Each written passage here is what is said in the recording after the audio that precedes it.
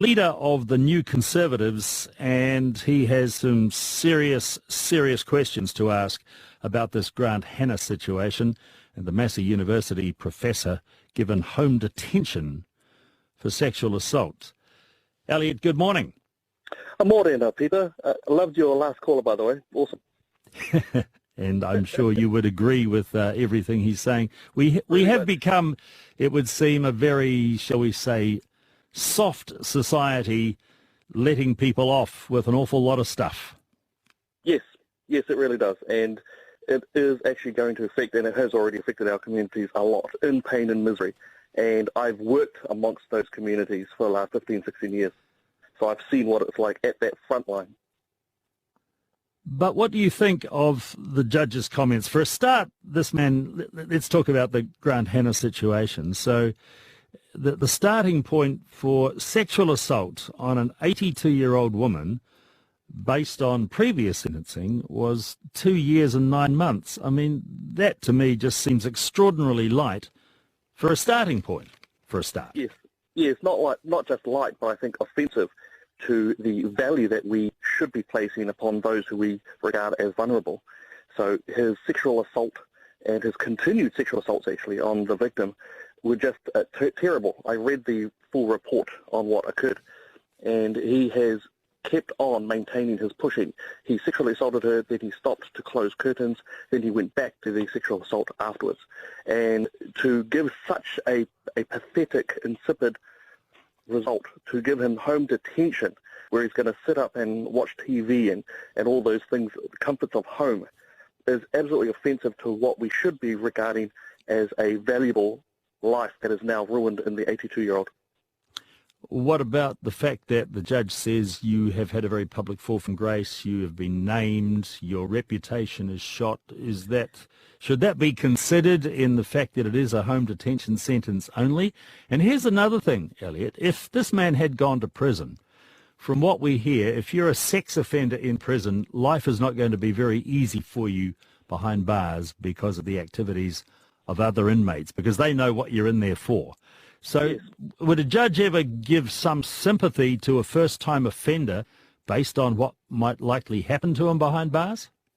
No, we should not be, because that, in a sense, even takes some of the deterrent aspect in place. I don't want to go to prison because I'll lose my family, I'll lose freedom, I'll be scared about what other people do there. And if someone has been a rock spider or has been engaging in sexual offences, they know there should be a fear that they'll know what's going to happen to them in prison. I think that by putting in home detention as a sentence for these violent and sexual predators, we are actually effectively allowing more to grow in number.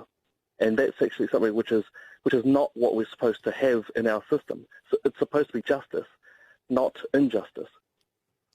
So the judge saying it should not be thought that it is some second-rate sentence. It is a strong deterrent sentence, and the Court of Appeal has repeatedly emphasised that, and especially for somebody of no previous convictions, it is a significant sentence. A prison sentence is not likely to be required in terms of protecting the public. These are the comments of the sentencing judge when he gave home detention. What do you think of that? I think that the judges that we have are incredibly disconnected from the real world. I recall even when the person who gave the 9-month-old baby such a brutal beating that the baby couldn't open his eyes, that the judge actually gave him home detention, and then he was at the pub that night tweeting and giving himself selfies. So I think when it comes to our judiciary, we need to actually have a very close look at what's going on. Why have home detentions increased measurably? And I also recall that when these home detentions were being pushed, the corrections actually stated that they would not be used for violent or serious offenders. Now, I'm sorry, but some of these offences, for example, the young guy who betrayed our youth work cause and managed to get a 12-year-old child to be contacted to the point where she gave him oral sex and hid her away in a little shed out the back. Now, these are the sort of things that are being sent for home detention. They are not sending the right message to the offending community. In fact, if anything, they're sending the opposite. Now, my wife is Singaporean, believe me, she's got a lot to say about our justice system. And while I don't think we should go that harshly, we are actually creating a future for ourselves which are going to be friendly for predators and not for victims. But it's being led from the top because the Justice Minister says our justice system is broken. He wants to reduce the prison population. And is this his way that he's dropping the hints to the judges? Don't put people in prison if they're first-time offenders, give them home detention. I mean, it's not just Grant Hannis here. You will recall the case of Arthur Parkin, the former Olympic gold medalist, sentenced originally, but then a judge changing that to home detention as well. So, okay, they're both one-off first-time sex offenders, but they are sex offenders, and that normally is a jail sentence. It has both of them now with home detention. I think with our Justice Minister, we're in for a very chilling future if he gets his way on various things. And he has taken, for example, he has taken a report about Māori imprisonment, and I debunked that last year. I ripped it to pieces because he's working from faulty and flawed science. And to build policies on what he's building policies on is going to do two things. One, it's going to make things worse, not better, in our communities that we work in. And the second thing is we're going to waste millions/billions of dollars of resources in terms of trying to fix what we consider to be the issue. And actually we're going to have to put in more resources for insurances, doctors, from the fallout that will occur.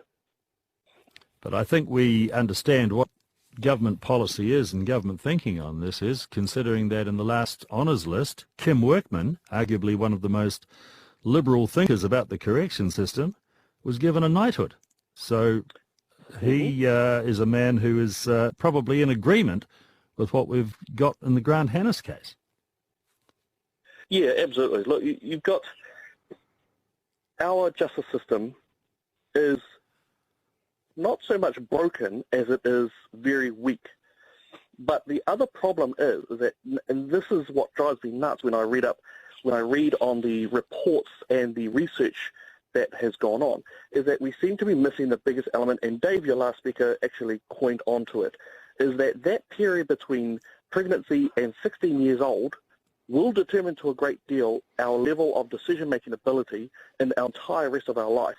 So if we look at the murderers and the killers and all the people in prison, the pattern there is not ethnicity, it's not poverty. We can look back and we can look at family structure. How did they grow up? What were their relationships like in that up until 16-year-old period? So whenever you see these new laws and these ideas coming out, that's where we need to be looking in terms of a preventative measure, not going on to prison. And when it comes to corrections, is a management process. We're attempting to manage and we're trying to rehabilitate, but at that stage, it really is mostly up to the person. We can't correct behaviour at that stage. What we really need to be looking at as well is that pre-16 stage. And the youth crime areas there are actually terrible as well. And in fact, from an OIA that I was able to gather, we're about to start releasing the highly sexualised, highly violent youth offenders out into the community as well, around in the secure facilities currently. Elliot, thank you for talking with us this morning. I think you've raised so many good points, and like with many things, many wrongs in society today, it really is a matter of education, of intervention, and of teaching right from wrong at a really young age. And that, of course, comes back so much on parenting. And unfortunately, in so many parts of society, parenting is a concept that seems to have been